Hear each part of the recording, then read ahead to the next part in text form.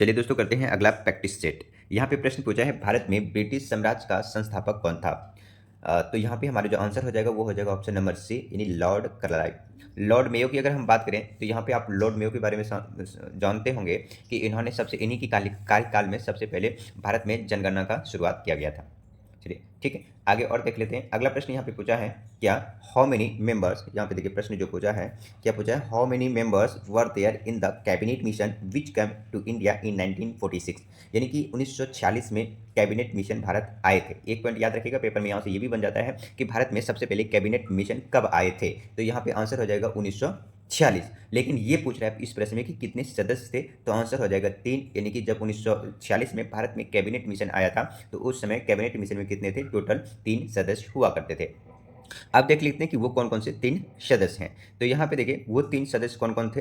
तो एक तो secretary state of India lord Pethick Lawrence, क्या थे, lord Pethick Lawrence. President of the board, ठीक है, ये पेंथिक जो लॉरेंस थे ये सेक्रेटरी, ठीक है, सेक्रेटरी ऑफ इंडिया था। और बोर्ड ट्रेड सर स्टोफोर्ड, यानी कि पहला पेंथिक लॉरेंस हो जाएगा, दूसरा स्टोफोर्ड क्रिप्स हो जाएगा, और फर्स्ट लॉर्ड ऑफ एडमिरल जो एवी अलेक्जेंडर, यानी 3 व्यक्ति हो गए। क्या क्या नाम रखेंगे, पेंथिक लॉरेंस, स्टेफोर्ड क्रिप्स, अलेक्जेंडर, ये 3 व्यक्ति थे जो कि 1946 में कैबिनेट मिशन की तरफ, कैबिनेट मिशन में भारत में ये आए थे। अच्छा, इसके अलावा यहाँ पे देख सकते हैं क्या था, उस समय जो वाइसरॉय था वो था वाइसरॉय लॉर्ड वेवेल।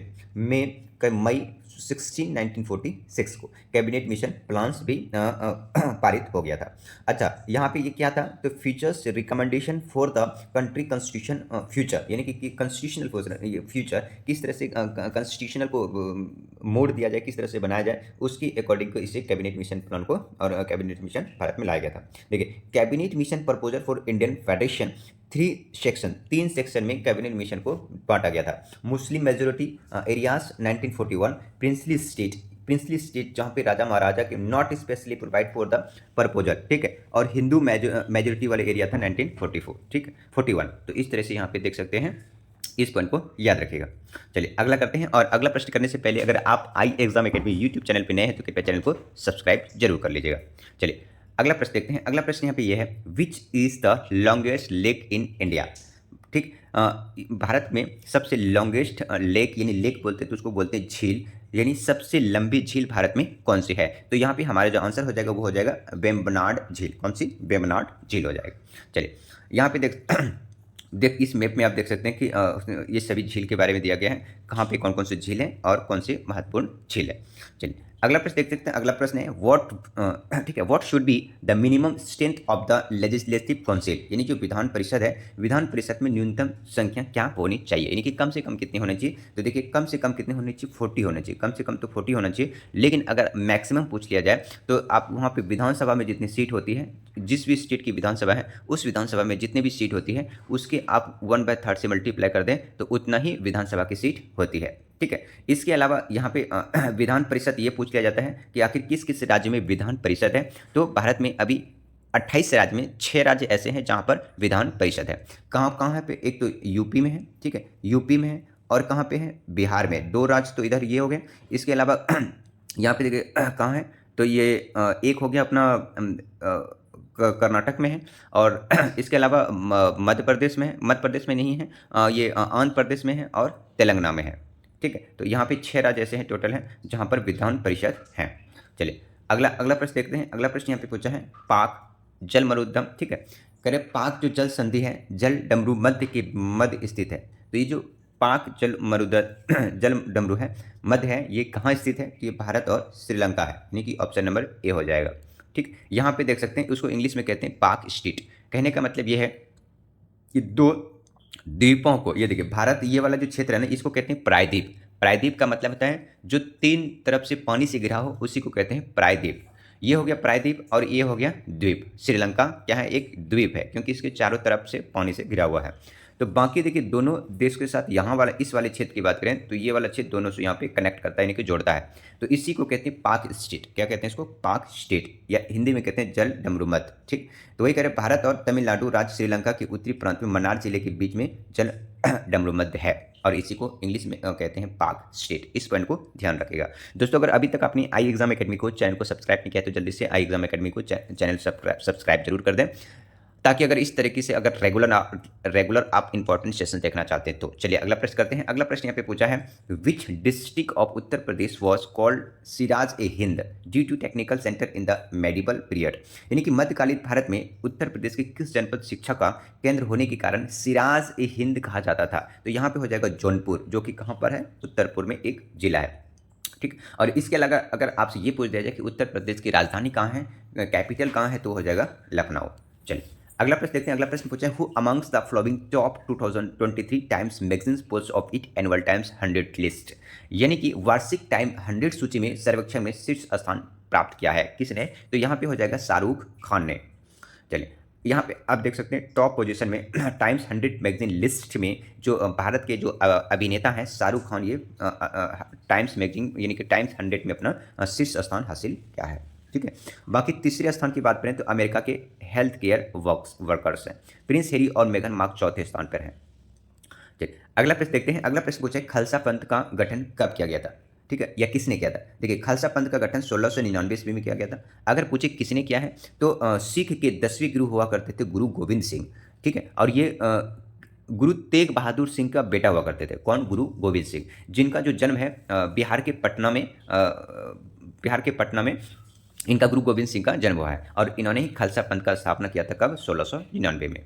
अगर हम गुरु तेग बहादुर सिंह की बात करेंगे तो गुरु तेग बहादुर सिंह का औरंगजेब ने इनकी हत्या कर दी थी। कहाँ पर? दिल्ली में। तो आज भी अगर आप मुखर्जी नगर जाएंगे तो मुखर्जी नगर में क्या कहते हैं, मेट्रो नहीं चलती है, तो इसके लिए आपको कहाँ? जीटीबी नगर उतरना पड़ेगा। और वही जीटीबी नगर का नाम है गुरु तेग बहादुर सिंह, जो कि ये इन्हीं के नाम से बनाया गया है। और यहीं पर उसी क्षेत्र में औरंगजेब ने इनकी क्या करते थे, मौत के घाट उतार दिए थे, इनको मार दिया गया था।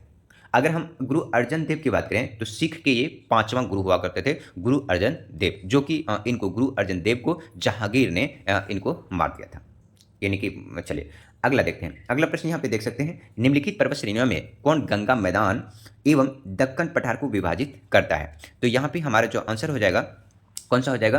देखिए निम्नलिखित पूछा कि निम्नलिखित पर्वत श्रेणी में कौन से गंगा मैदान एवं दक्कन पठार को विभाजित करता है। ठीक है, तो यहाँ पे विंध्याचल श्रेणी, हाँ ये प्रश्न मैंने आपको पहले भी करा चुका हूँ। ठीक है, यहाँ पे देखिए बीपीएससी CTPO 2021 में आया है, मैंने आपको पहले भी सेशन ये वाला करा चुका हूँ। तो आप कमेंट बॉक्स में इसका आंसर हमें बताएंगे। ठीक है, देखते हैं कि आपको याद है या नहीं है। देखिए अगला प्रश्न है, कौन मुगल सम्राट आलमगीर के नाम से जाना जाता है? यहाँ पे देख सकते हैं क्या है, आलमगीर के नाम से जाना जाता है, वो कौन है? तो आंसर हो जाएगा औरंगजेब। अगला प्रश्न है, April 2023 which of the following programmes the ministry health and family welfare receive the first minister award excellence public administration 2023। तो देखिए अभी आप सभी जानते हैं कि 2020 में लॉकडाउन लगा था और उसके बाद भारत सरकार ने 2021-22 में पुरजोर तरीके से कोविड वैक्सीनेशन पूरे भारत में कराया, जो कि विश्व का रिकॉर्ड बन गया और जिसके कारण नेशनल कोविड-19 वैक्सीन प्रोग्राम के तहत ही इनको पब्लिक एडमिनिस्ट्रेशन इनोवेशन कैटेगरी में डाला है, अवार्ड प्राप्त हुआ है। किनको? पीएम मोदी को। यहाँ पे आप देख सकते हैं नेशनल कोविड-19 vaccination programme ministry of health and family welfare, इसमें दिया है इनोवेशन सेंटर कैटेगरी में दिया है। चलिए अगला देख लेते हैं। अगला प्रश्न यहाँ पे पूछा है, निम्नलिखित में से कौन भारत का दक्षिणतम पर्वतमाला है? तो भारत का दक्षिणतम पॉइंट की बात करेंगे तो वही तमिलनाडु वाले लास्ट में हम जाएंगे कन्याकुमारी के उधर, तो वहाँ है इलायची की पहाड़ी, जिसे कार्डेमम की पहाड़ी के नाम से फेमस है। कौन सी? कार्डेमम की पहाड़ी। अगर हम पूर्वी पर्वत श्रृंखला यानी कि पूर्वी घाट और पश्चिमी घाट जहाँ पे मिलती है तो वहाँ पे क्या है? नीलगिरी की पहाड़ी में मिलती है। और नीलगिरी पहाड़ी के सर पे जो ऊंचा चोटी है उसे कहते हैं डोडा बेटा। इस पॉइंट को याद रखिएगा। लेकिन यहाँ पे जो आंसर हो जाएगा ऑप्शन नंबर डी हो जाएगा। यहाँ पे देख सकते हैं। ठीक है, ये यहाँ पे नीचे हमारा वो होगा पर्वत श्रृंखला। अगला प्रश्न यहाँ पे पूछा है, इन मई 2023 in May 2023, who amongst the following was awarded 57th जनपद अवार्ड? ये है वैसे ज्ञानपीठ है, गलत हो गया यहाँ पे। मई 2023 में 57वां ज्ञान पुरस्कार से किसे सम्मानित किया गया है? ठीक, नीलमणि फुकन, दामोदर मोजी, रविंद्र केलकर या फिर जी शंकर कुरुप को। तो यहाँ तो हमारा जो आंसर हो जाएगा वो कौन सा हो जाएगा? वो हो जाएगा दामोदर मोजो। दामोदर मोजो को 57वां ज्ञानपीठ पुरस्कार से सम्मानित किया गया है। लेकिन वही अगर हम नीलमणि फुकन की बात करें तो उनको 56वां ज्ञानपीठ पुरस्कार से सम्मानित किया गया है। ठीक है, यहाँ देख सकते हैं 57वां ज्ञानपीठ पुरस्कार से किसे सम्मानित किया गया है? तो सम्मानित यहाँ पे किया गया है श्री दामोदर मोजो को। और 56वां की बात करें तो नीलमणि फुकन को। दोस्तों अगर अभी तक आपने आई एग्जाम एकेडमी यूट्यूब चैनल को सब्सक्राइब नहीं किया है तो जल्दी से चैनल को सब्सक्राइब कर लें और हाँ अपने दोस्तों को भी जरूर शेयर करें ताकि उनका भी यहाँ से भला हो जाए। चलिए अगला प्रश्न यहाँ पे पूछा कि भारत में बाबर के युद्धों की कौन सी क्रमबद्धता सही है। देखिए बाबर ने बैक टू बैक 4 युद्ध लड़े थे। कितने? 4। तो कौन कौन से लड़े थे? सबसे पहले देखिए शुरू किया था उन्होंने 26 में। कब किया था? 1526 में। 1526 में लड़े, 1527 में लड़े, 1526 में पानीपत के युद्ध, 1527 में खानवा के युद्ध, 1528 में चंदेरी की युद्ध, 1529 में घाघरा के युद्ध। यानी कि पानीपत का युद्ध, खनवा का युद्ध, चंदेरी का युद्ध, घाघरा का युद्ध, यानी कि बैक टू बैक 1526, 27, 28, 29 4 युद्ध लड़े थे बाबर के द्वारा। इसलिए ये बहुत महत्वपूर्ण हो जाता है। वही इसमें पूछा है कि जो बाबर के द्वारा युद्ध लड़े गए थे इनमें से कौन है वो क्रमबद्धता में सबसे पहले। तो पानीपत का प्रथम विश्व युद्ध 1526 में हुआ था। ठीक है, तो यहाँ पे पहला ऑप्शन ये हो जाएगा। दूसरा खनवा, चंदेरी, घाघरा। ऑप्शन नंबर हमारा जो हो जाएगा वो कौन सा हो जाएगा? सी हो जाएगा। इस पॉइंट को ध्यान रखेंगे। यहाँ अगर देखना चाहें तो आप देख सकते हैं पानीपत का इनके पानीपत का प्रथम लड़ाई बैटल ऑफ पानीपत 1526 में बाबर और इब्राहिम लोदी के बीच में हुआ था, जिसमें कि बाबर ने इब्राहिम लोदी को हरा दिया था। और बैटल ऑफ खानवा की बात करें तो 1526 में बैटल ऑफ खानवा हुआ था, जिसमें कि बाबर और राणा सांगा के बीच हुआ था, जिसमें कि बाबर ने राणा सांगा को हरा दिया था। फिर अगले ही साल बाबर ने युद्ध कर दिया बैटल ऑफ चंदेरी, यानी चंदेरी का युद्ध, जिसमें कि बाबर और मेदिनी राय ने बाबर को हरा दिया था। कब? 1500 बाबर ने किसके हराया? मेदिनी राय को हराया। फिर अगले साल फिर दोबारा एक लड़ाई होता है जिसका नाम होता है बैटल ऑफ घाघरा। कब? 1529 में। और बाबर और अफगान के बीच होता है और बाबर जीत जाते हैं और अफगान को हरा देते हैं। चलिए अगला प्रश्न देखते हैं। अगला प्रश्न पूछा है निम्नलिखित में से किस पहाड़ी पर पूर्वी घाटी और पश्चिमी घाटी मिलते हैं। तो देखिए अभी मैंने अगर आप शुरू से सेशन को देख पा रहे होंगे तो आप यहाँ इसका उत्तर दे देंगे। तो अभी मैंने आपको बताया कि यहाँ पे अगर हम इस तरह से अगर आप भारत का देखेंगे मानचित्र को, भारत का मानचित्र को अगर आप मैप को जानते होंगे, ठीक है, तो यहाँ पे देखिए इसको कहते हैं पश्चिमी घाट, इसको कहते हैं पूर्वी घाट। दोनों जो जहाँ के यहाँ पे मिल जाता है वो होता है नीलगिरी की पहाड़ी। और नीलगिरी पहाड़ी की सबसे ऊंची चोटी है जिसका नाम होता है डोडा बेटा। यहाँ पे देख सकते हैं ये है पश्चिमी घाट, ये है पूर्वी घाट, यहाँ पे आके मिलता है। और यहीं पे क्या है? नीलगिरी की पहाड़ी। और नीलगिरी की पहाड़ी की सबसे ऊंची चोटी क्या है? डोडा बेटा है। और जस्ट उसके नीचे जाएंगे तो यहाँ पे केरल में यहाँ पे आपको मिलेगा अनाई मोरी। ठीक है, और भारत और श्रीलंका को जिससे जोड़ते हैं उसे कहते हैं पाक जल संधि या पाक स्ट्रीट। ठीक, चलिए अगला प्रश्न यहाँ पे पूछा है what is the rank of India in the world press freedom index. World freedom press index का मतलब होता है कि विश्व प्रेस स्वतंत्रता सूचकांक 2023 में भारत का जो स्थान है वो कितना है? तो डी स्थान है, यानी कि 161वां स्थान है। इस पॉइंट को ध्यान रखेंगे, बहुत महत्वपूर्ण है। चलिए अगला प्रश्न देखते हैं। अगला प्रश्न पूछा निम्नलिखित भू आकृतियों में से किसके द्वारा बिहार राज्य का उत्तर पश्चिमी भाग घिरा है। तो देखिए बिहार में सबसे जाएंगे तो उत्तर सबसे ऊपर हो जाएगा। अब पश्चिमी की बात करें तो एक ही जिला है जिसका नाम है पश्चिमी चंपारण। और पश्चिमी चंपारण में ही उस वाले पूरे भाग में यहाँ पे सोमेश्वर की पहाड़ी है। तो यहाँ पे जो हमारा आंसर हो जाएगा वो ऑप्शन नंबर ए हो जाएगा। चलिए अगला देखते हैं प्राचीन काल में गंगा दक्षिण क्षेत्र को क्या कहते थे। यानी कि आप यहाँ पे अगर गंगा मैदान की अगर मैप आपको याद होगा तो इस तरह से यहाँ पे गंगा मैदान आके यहाँ पे कहाँ गिर जाती है? बंगाल की खाड़ी में गिर जाती है। यानी कि यहाँ से उत्तराखंड से ऐसे निकलती है, बंगाल की खाड़ी में गिर जाती है और यहीं से एक यमुना आती है, यमुना नदी जाके यहाँ पे मिल जाती है और इस तरीके से है। तो वही वाला कह रहा है कि इधर वाला क्या हो गया? ये नॉर्थ साइड हो गया और इधर वाली साउथ साइड हो गया। तो इसमें पूछा कि प्राचीन काल में गंगा के दक्षिणी यानी कि नीचे वाले क्षेत्र, इस वाले क्षेत्र को किस नाम से बोला जाता था वो आपको बताना है। तो देखिए ये वाला जो क्षेत्र था ये मगध के नाम से जाना जाता था, ये वाला क्षेत्र गंगा के दक्षिणी पार्ट को। लेकिन यहाँ पे मगध तो है ही नहीं, तो ऑप्शन नंबर हमारा कौन सा हो जाएगा? इनमें से कोई नहीं हो जाएगा। अभी हाल में भी पीएससी ने प्रश्न को पूछा है, जिस पॉइंट को देख सकते हैं। यहाँ पे देखिए ये हमारा नेपाल हो गया और यहाँ से गंगा नदी चूंकि निकलती है और इधर से आके यहाँ पे गिर जाती है। तो ये वाला दक्षिण वाला क्षेत्र है भारत का और इस क्षेत्र को किस नाम से जानते हैं? तो मगध के नाम से जानते हैं। और अगर आपसे ये पूछा जाए कि उस समय भारत में टोटल कितने प्रोविंसेस, कितने क्षेत्र में बटे गए थे, तो करीब करीब 16 जनपदों में बटा हुआ था। ठीक है, कितने जनपद में? 16। देखिए अगला प्रश्न पूछा कि जास्कर और श्योक किस नदी की सहायक नदी है। तो यहाँ पे हमारा जो हो जाएगा सिंधु नदी की सहायक नदी है जास्कर और श्योक। यहाँ पे देख सकते हैं यहाँ से यहाँ पे गौखरचू ग्लेशियर, क्या? गौखरचू ग्लेशियर, यहीं से एक नदी निकलती है जिसका नाम है सिंधु नदी। ये वाली जो नदी है ना ये सिंधु नदी है और इसी सिंधु नदी में देखिए यहाँ पे श्योक नदी यहाँ से आती है और यहाँ पे आके मिल जाती है। ठीक है। और जो कि यहाँ पे जास्कर है, जास्कर कहाँ है, लेह में है, और ये भी किसकी सहायक नदी है, सिंधु नदी की। तो इसलिए हमारा यहाँ पे जास्कर और श्योक नदी सिंधु नदी की क्या हो जाएगा, सहायक नदी हो जाएगा। ठीक। और इसके अलावा एक पॉइंट यहाँ पे यह याद रखिएगा, जो ये झेलम निकलती है, झेलम देखिए यहाँ से निकलती है और जाके सिंधु में मिल जाती है। तो झेलम की अगर सहायक नदी पूछे तो चेनाब, रवि, सतलज।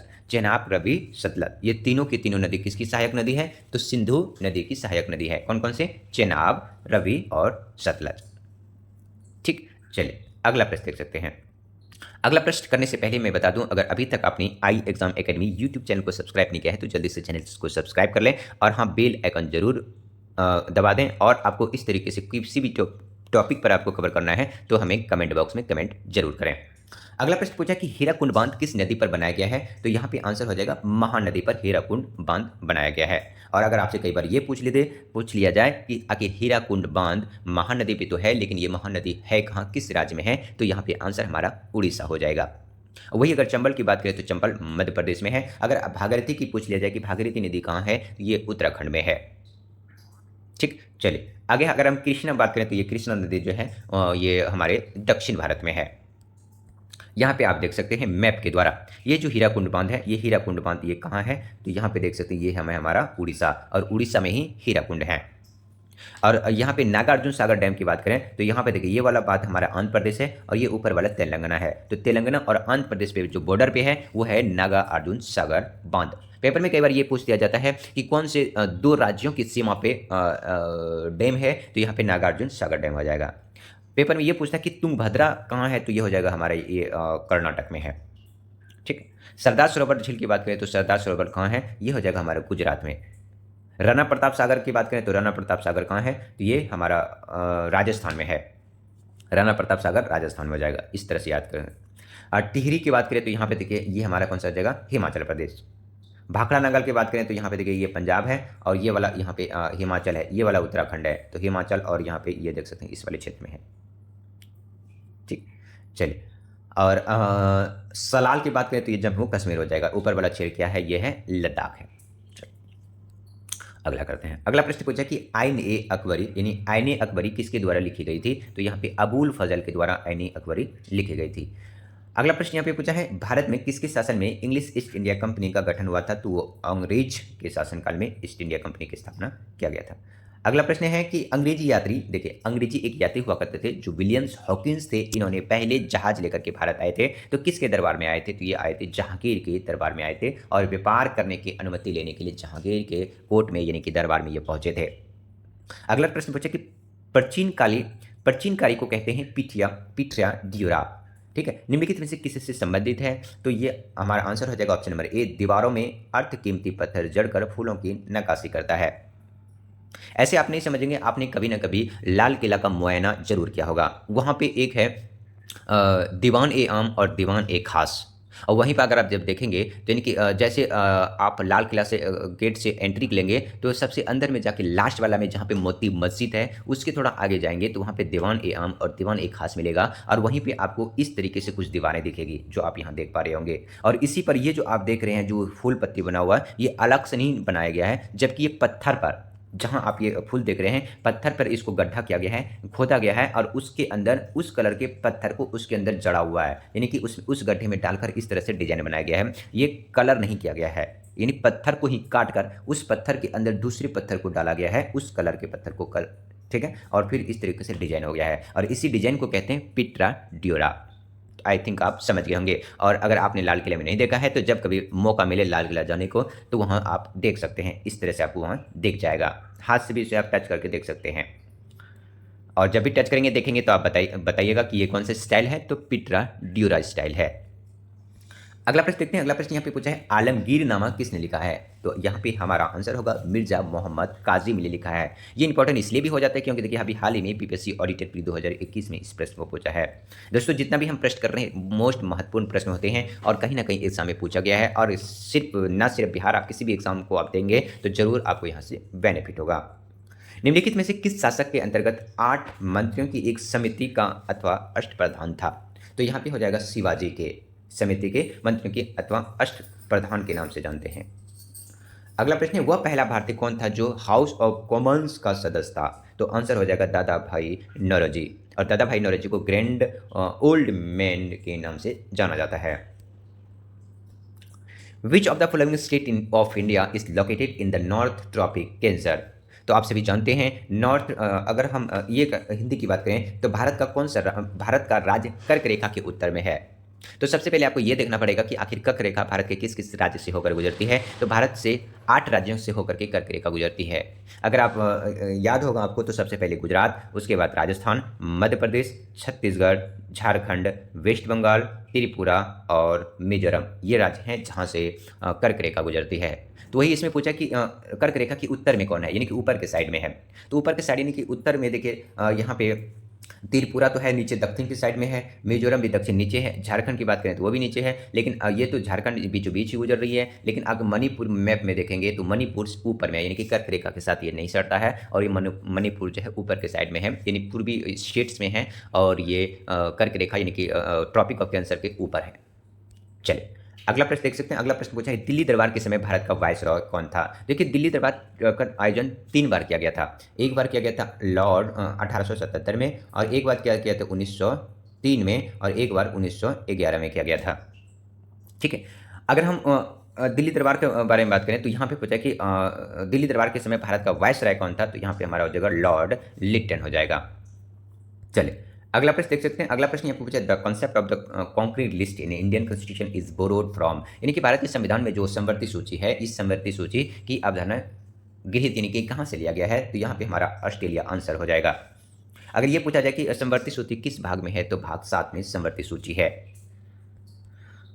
अगला प्रश्न है दोस्तों यहाँ पे ठीक, यहाँ पे प्रश्न पूछा है, which of the following state has the been awarded the top prize this year republic day, यानी कि अभी आप 26 जनवरी की बात करें तो 26 जनवरी में जो यहाँ पे परेड हुआ था, तो वहाँ पे सबसे जो शीर्ष पुरस्कार था वो किस राज्य की परेड को सम्मानित किया गया था? तो यहाँ पे हो जाएगा उत्तराखंड, यानी उत्तराखंड के परेड को सर्वश्रेष्ठ पुरस्कार से सम्मानित किया गया था, जो कि दिल्ली के इंडिया गेट से हुए, यानी विजय चौक से होते हुए जो लाल किला की ओर प्रस्थान करती है, तो वहाँ पर उत्तराखंड की झांकी सबसे महत्वपूर्ण थी, और इन्हीं को शीर्ष पुरस्कार से सम्मानित किया गया है। आप यहाँ पे देख सकते हैं कि इस तरीके से उत्तराखंड की झांकी थी, और ये सबसे श्रेष्ठ पुरस्कार इसे सम्मानित किया गया है, जो कि इंडिया गेट की विजय चौक से निकलते, कहीं पटेल चौक से निकलते हुए झांकी कहाँ की ओर प्रस्थान करती है? तो लाल किला की ओर प्रस्थान करती है, और वहीं पे सारी जाके झांकियाँ रुकती है। तो इन्हीं को उत्तराखंड के झांकियों को सर्वश्रेष्ठ पुरस्कार से सम्मानित किया गया था। अगला प्रश्न है, फर्स्ट उत्तराखंड। देखिए उत्तराखंड यहाँ पे देखिए, इनका नाम अगर पूछ लिया जाए कि क्या नाम था, तो यहाँ पे मानस खंड इसका नाम था। क्या था? मानस खंड इसका नाम था।